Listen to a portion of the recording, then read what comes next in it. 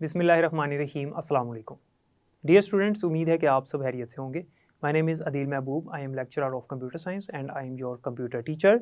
आज की इस वीडियो में हम पढ़ने जा रहे हैं बैंडविड्थ और उसके आगे दो और शॉर्ट डेफिनेशंस हैं, एक है बेस बैंड और दूसरी है ब्रॉड बैंड। उसके बाद जो आज का मेजर लेक्चर है, हमारा जो मेजर टॉपिक है वो है कम्युनिकेशन मीडिया, जिसमें हम गाइडेड मीडिया के ऊपर बात करेंगे, जिसकी आगे से 3 टाइप्स हैं हमारे पास: ट्विस्टेड पेयर, कोएक्सियल केबल और फाइबर ऑप्टिक केबल। तो चलते हैं लेक्चर की तरफ। डियर स्टूडेंट्स, सबसे पहले तो हम पढ़ेंगे बैंडविड्थ किसे कहते हैं। ये एक इंपॉर्टेंट डेफिनेशन है। बैंडविड्थ का मतलब होता है the capacity of medium to transmit data in 1 second. यानी हमारा जो मीडियम होता है, चाहे वो वायर हो या वायरलेस हो, उस मीडियम की कितनी कैपेसिटी है डाटा को सेंड करने की। यानी कि हम इसको दूसरे अल्फाज में कह सकते हैं कि उसका ट्रांसमिशन रेट कितना है मैसेज को सेंड करने का। इसे हम कहते हैं बैंडविड्थ जो है ये डिफरेंट मीडियम्स की डिफरेंट होती है। मुख्तलिफ वायर्स हैं मार्केट में और मुख्तलिफ वायर्स का डिफरेंट ट्रांसमिशन रेट होता है, डिफरेंट ट्रांसमिशन स्पीड होती है। इस चीज़ को उसकी बैंडविड्थ कहते हैं। यानी measurement of transmission rate of a medium is called bandwidth. ये भी इसकी एक डेफिनेशन बनती है। अब बैंडविड्थ जो है ये इसकी डेफिनेशन के बाद यहाँ पर उसने 2 तरह की टेक्निक्स लिखी हुई हैं बुक में, जो हम यूज़ करते हैं डाटा को ट्रांसमिट करने के लिए। एक टेक्निक है हमारे पास बेस बैंड और दूसरी है ब्रॉड बैंड। बेस बैंड जो है ये डिजिटल सिग्नल्स को कहते हैं। याद रखिएगा कि digital signals are also called baseband signals. ये वो टेक्निक है जिसमें डाटा हमारा डिजिटल सिग्नल्स में ही सेंड हो जाता है, रिसीवर तक एनालॉग में कन्वर्ट नहीं होता। यानी सेंडर जब मैसेज को सेंड करता है तो वो डिजिटल में ही सेंड कर देता है और वो एनालॉग में कन्वर्ट नहीं करता। इस टेक्निक को बेस बैंड टेक्निक कहते हैं हम। बेस बैंड टेक्निक जो है ये हमारे पास 2 ऐसे प्रोटोकॉल्स हैं जो हमने पहले पढ़े थे, और ये लोकल एरिया नेटवर्क में ये टेक्निक यूज़ होती है। और जो 2 प्रोटोकॉल्स हैं ये भी लोकल एरिया नेटवर्क यानी लैंस प्रोटोकॉल ही हैं जो इस टेक्निक को यूज़ करते हैं। एक प्रोटोकॉल है हमारे पास ईथरनेट और दूसरा होता है टोकन रिंग। ये 2 ऐसे प्रोटोकॉल्स हैं जो कि इस्तेमाल होते हैं फॉर बेस बैंड। और जब हमारा डाटा एनालॉग में कन्वर्ट ही नहीं हो रहा तो इसका मतलब है कि हमारे डाटे को जब कन्वर्जन की ज़रूरत ही नहीं है, वो डिजिटल में ही सेंड हो रहा है, तो फिर हमें कॉम्प्लेक्स मॉडेम्स की ज़रूरत नहीं है। क्योंकि मॉडेम्स यही काम करते हैं ना कि वो इनकोडिंग और डीकोडिंग करते हैं, यानी हमारे डाटे को कन्वर्ट करते हैं डिजिटल से एनालॉग और एनालॉग से डिजिटल। तो ये होती है हमारे पास base band technique. Base band के बाद नेक्स्ट टॉपिक है हमारा ब्रॉड बैंड।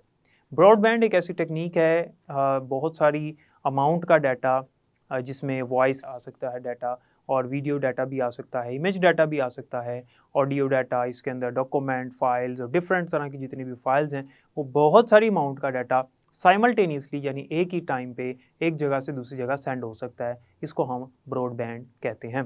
ब्रॉडबैंड के अंदर ये जितना भी डाटा है ये डिफरेंट फ्रीक्वेंसी के साथ ट्रांसमिट किया जाता है, और इसके लिए जो टेक्निक यूज़ की जाती है वो होती है FDM। FDM stands for frequency division multiplexing. इसके अंदर हमारे पास जो वायर्स इस्तेमाल होती हैं वो वायर्स भी एक्सपेंसिव होती हैं और उनकी जो बैंडविड्थ है वो भी ज़्यादा होती है। डियर स्टूडेंट्स, अभी मैंने आपको बताया बैंडविड्थ किसे कहते हैं।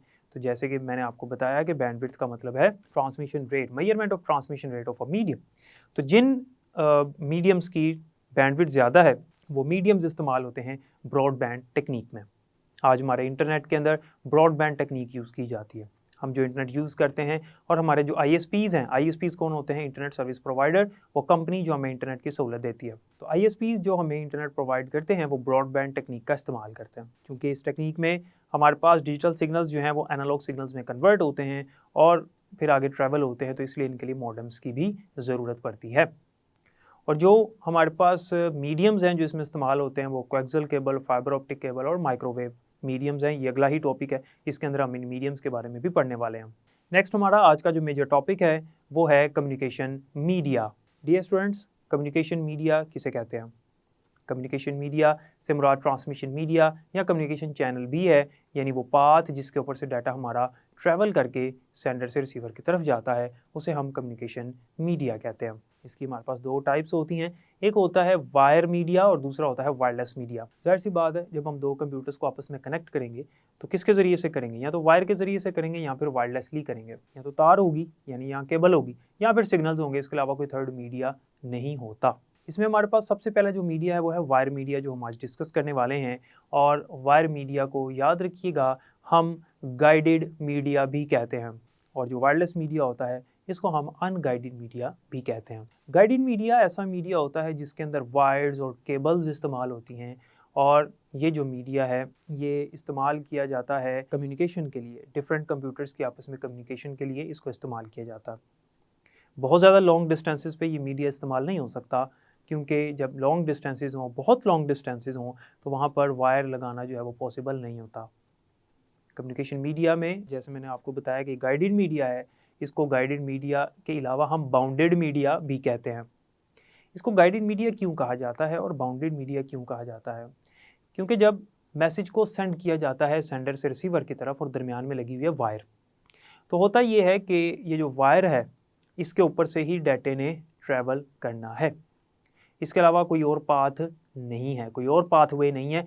डाटा जो है वो इसी वायर के ऊपर से ट्रैवल होगा। वायर जो है वो अगर लिपटी हुई है या वायर जो है वो कटी हुई है तो डाटा इसी वायर के ऊपर से ही ट्रैवल करना, क्योंकि इसके अंदर गाइड किया जाता है। तो इसलिए इसको गाइडेड मीडिया कहते हैं, क्योंकि इसके अंदर डाटे को गाइड किया हुआ है कि डाटे ने इस वायर के ऊपर से ही जाना है। वायर को अगर हमने वॉल के साथ लगाया हुआ है, दीवार के ऊपर से गुजर के जा रही है, तो डाटा ने वहीं से गुजर के जाना है, क्योंकि इसके अंदर जो पाथ है वो डिसाइडेड होता है कि डाटा जो है वो वायर के ऊपर से ही ट्रैवल करेगा। जबकि सिग्नल्स में ऐसा नहीं होता। डियर स्टूडेंट, सिग्नल में हमारा डाटा जो है वो किसी भी पाथ से ट्रैवल कर सकता है, वो गाइडेड नहीं होता, इसलिए उसको अनगाइडेड या अनबाउंडेड मीडिया भी कहते हैं। उम्मीद है कि आपको गाइडेड मीडिया की समझ आई होगी और इसका मतलब समझ आया होगा कि गाइडेड मीडिया और बाउंडेड मीडिया का एक्चुअल मतलब क्या है। वैसे तो मैंने आपको बताया इसके अंदर केबल्स आ जाती हैं, वायर्स आ जाती हैं, ये वायर मीडिया होता है। हमारे पास जो गाइडेड मीडिया है इसकी आगे से 3 टाइप्स हैं, यानी मार्केट में 3 तरह की केबल्स इस्तेमाल होती हैं। Number 1, twisted pair cable. Dear students, twisted pair cable जो है ये फिजिकल मीडियम है, यानी वायर मीडिया है, इसको हम हाथ लगा सकते हैं, और ये मोस्ट कॉमनली यूज्ड मीडिया है जो कि गाइडेड मीडिया में आता है। यानी आम तौर पर जो हम इस्तेमाल करते हैं केबल, जो आम तौर पे हम वायर इस्तेमाल करते हैं, वो है twisted pair cable. Twisted pair cable का मैकेनिज़्म इस तरह से होता है कि इसके अंदर छोटी छोटी मल्टीपल वायर्स, यानी कई वायर्स एक दूसरे के इर्द गिर्द ट्विस्ट हुई होती हैं, एक दूसरे के इर्द गिर्द रोल हुई होती हैं। बज़ाहिर हमें ये एक वायर नज़र आती है, लेकिन इसके अंदर डिफरेंट वायर्स होती हैं छोटी छोटी, जो एक दूसरे के इर्द गिर्द रोल हुई होती हैं, और कई बिट्स का डाटा इसके ऊपर से ट्रैवल हो जाता है क्योंकि वायर्स ज़्यादा हैं। आपको याद होगा प्रीवियस लेक्चर में हमने जब पैरेलल ट्रांसमिशन पढ़ा था तो उसके अंदर हमने देखा था कि इसके अंदर नंबर ऑफ वायर्स ज़्यादा होती हैं, तो कई बिट्स का डाटा इकट्ठा एक जगह से दूसरी जगह सेंड हो जाता है।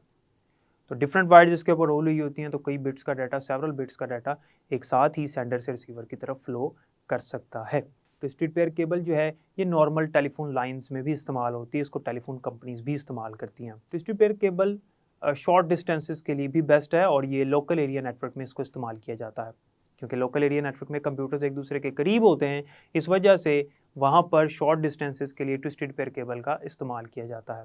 ट्विस्टेड पेयर केबल की हमारे पास मज़ीद आगे 2 टाइप्स आती हैं। एक होती है शील्डेड ट्विस्टेड पेयर केबल यानी STP, और दूसरी होती है अनशील्डेड ट्विस्टेड पेयर केबल यानी UTP। इन दोनों की बनावट में फ़र्क है, क्योंकि बुक में ज़्यादा डिटेल नहीं है, तो इसलिए इसके नाम जो हैं वो आपने सिर्फ याद रखने हैं।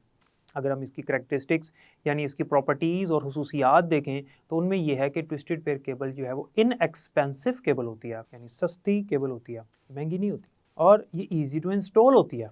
इसको इंस्टॉल करना आसान है, इसको लगाना आसान है, इसको सेटअप करना आसान होता है कंप्यूटर्स के साथ। इसके अलावा ये बहुत अच्छा काम करती है अगर कंप्यूटर्स आपस में करीब हों, यानी शॉर्ट डिस्टेंसेस के लिए ये बेहतरीन साबित होती है।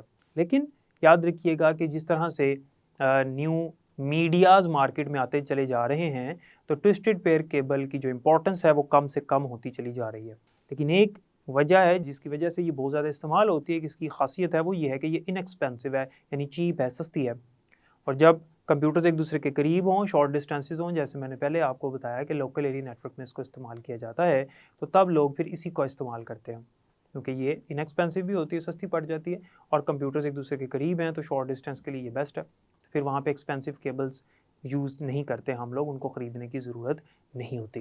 ट्विस्टेड पेयर केबल के बाद हमारे पास जो नेक्स्ट केबल है वो है coaxial cable. Dear students, coaxial cable जो है ये ऐसी केबल होती है जिसके अंदर इंसुलेटेड कॉपर वायर होती है। लास्ट एक ही वायर होती है, इसके अंदर कॉपर वायर होती है, इंसुलेटेड कॉपर वायर होती है। आप लोगों ने वो टेलीविज़न के साथ जो केबल की वायर लगाते हैं वो देखी होगी, उसके अंदर एक वायर होती है ऑरेंज कलर की या गोल्डन कलर की, वो इंसुलेटेड कॉपर वायर होती है। उसके ऊपर कॉपर मैश की कोटिंग हुई होती है। कॉपर मैश एक प्रोटेक्टिंग मटेरियल होता है और कॉपर मैश जो है वो इसलिए लगाया जाता है ताकि इसको इंटरफेरेंस से बचाया जा सके।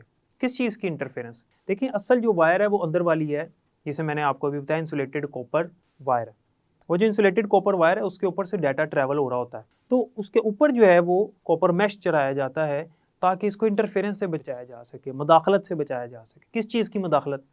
क्योंकि इसने बाहर सड़कों पे, गलियों में लगा होना होता है, तो फिर हवा, नमी, धूप, गर्मी, छाँव और फिर जो आलूदगी और डिफरेंट जो बर्ड्स, परिंदे आके बैठते हैं इसके ऊपर, या फिर बारिश वगैरह होती है तो माहौल से बचाया जाता है। या इसके अलावा जो इंफ्रारेड रेज होती हैं, जो इलेक्ट्रोमैग्नेटिक वेव्स होती हैं, वो जब इसको लगें तो इसके अंदर जो डाटा ट्रैवल कर रहा है वो डिस्टर्ब ना हो, उसके अंदर इंटरफेरेंस ना आए, इसलिए इसके ऊपर कॉपर मैश लगाया जाता है।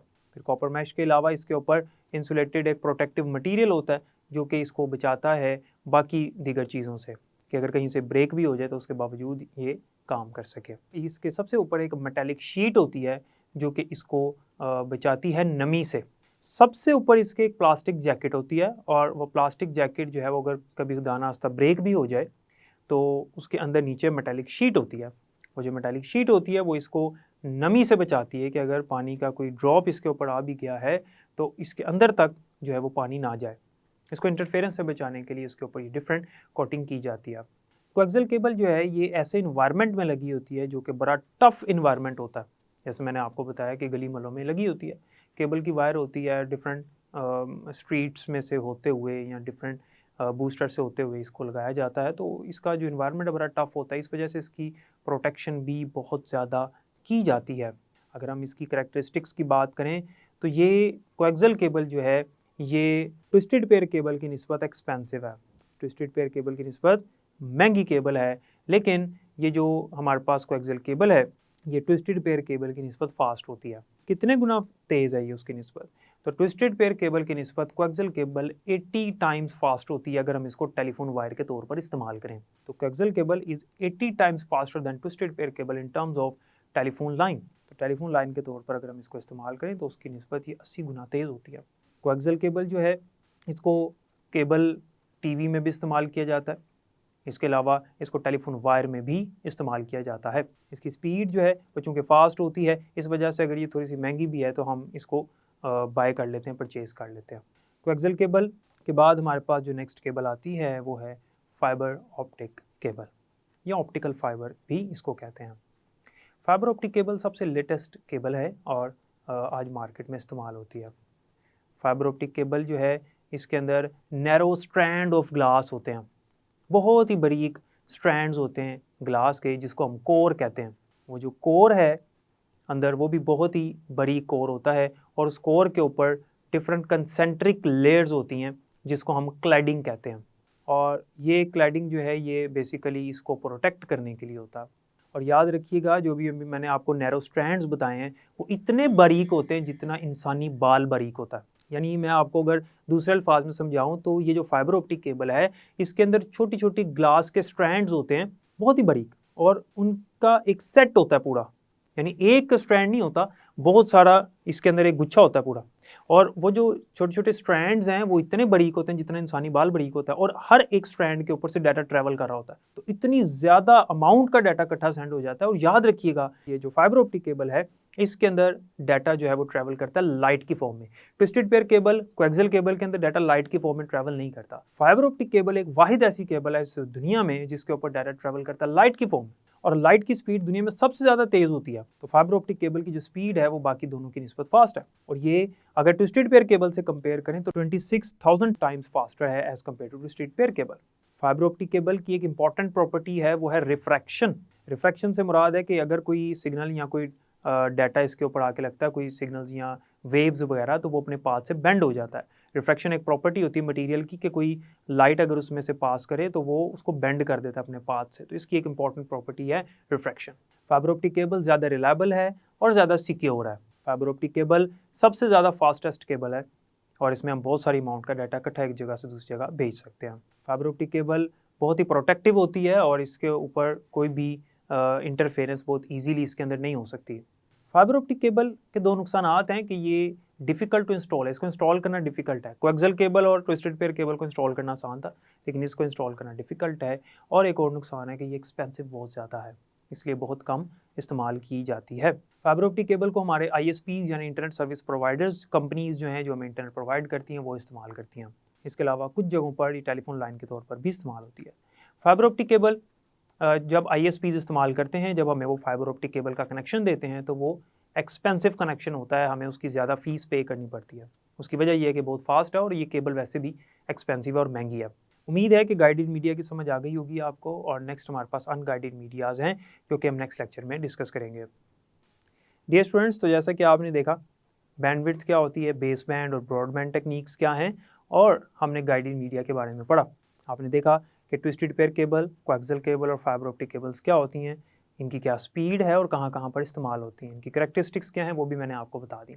बुक से एक दफ़ा रीड कीजिएगा, इंशाल्लाह आपको मज़ीद समझ आ जाएगी। बाकी इंशाल्लाह जो अनगाइडेड मीडिया है वो नेक्स्ट लेक्चर में पढ़ेंगे। तब तक के लिए मुझे इजाज़त दें, अपना ख्याल रखिएगा। अल्लाह हाफ़िज़।